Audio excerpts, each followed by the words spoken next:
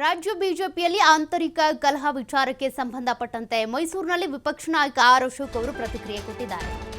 ನಮ್ಮ ಪಕ್ಷದಲ್ಲಿ ರಾಜ್ಯಾಧ್ಯಕ್ಷರ ಬದಲಾವಣೆ ಬಗ್ಗೆ ಆಗಲಿ ಅಥವಾ ವಿಪಕ್ಷ ನಾಯಕರ ಬದಲಾವಣೆ ಬಗ್ಗೆ ಚರ್ಚೆಗಳು ನಡೆದೇ ಇಲ್ಲ. ಇದು ವಿಪಕ್ಷ ನಾಯಕ ಆರ್ ಅಶೋಕ್ ಅವರ ಹೇಳಿಕೆ. ದೆಹಲಿಗೆ ಹೋಗಿ 3 ತಿಂಗಳು ಏನು ಕೆಲಸ ಮಾಡಿದ್ದೇವೆ ಅನ್ನೋದರ ಬಗ್ಗೆ ವರದಿ ಕೊಟ್ಟು ಬಂದಿದ್ದೇವೆ.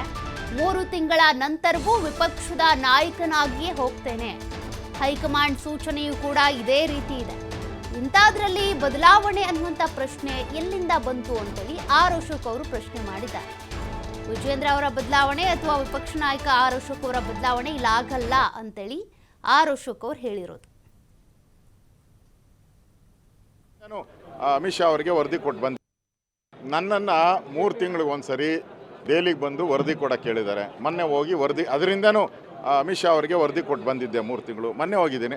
ಮತ್ತೆ 3 ತಿಂಗಳಾದಮೇಲೆ ನೀವು ವಿರೋಧ ಪಕ್ಷದ ನಾಯಕರಾಗಿ ಮತ್ತೆ ವರದಿಯನ್ನು ಕೊಡಬೇಕು ಅಂತ ಹೇಳಿದ್ದಾರೆ.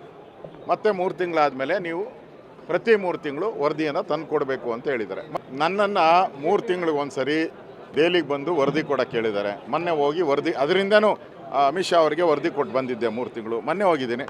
ಮತ್ತೆ 3 ತಿಂಗಳಾದಮೇಲೆ ನೀವು ವಿರೋಧ ಪಕ್ಷದ ನಾಯಕರಾಗಿ ಮತ್ತೆ ವರದಿಯನ್ನು ಕೊಡಬೇಕು ಅಂತ ಹೇಳಿದ್ದಾರೆ. ಮತ್ತೆ 3 ತಿಂಗಳಾದಮೇಲೆ ನೀವು ಪ್ರತಿ 3 ತಿಂಗಳು ವರದಿಯನ್ನು ತಂದು ಕೊಡಬೇಕು ಅಂತ ಹೇಳಿದ್ದಾರೆ. ನನ್ನನ್ನು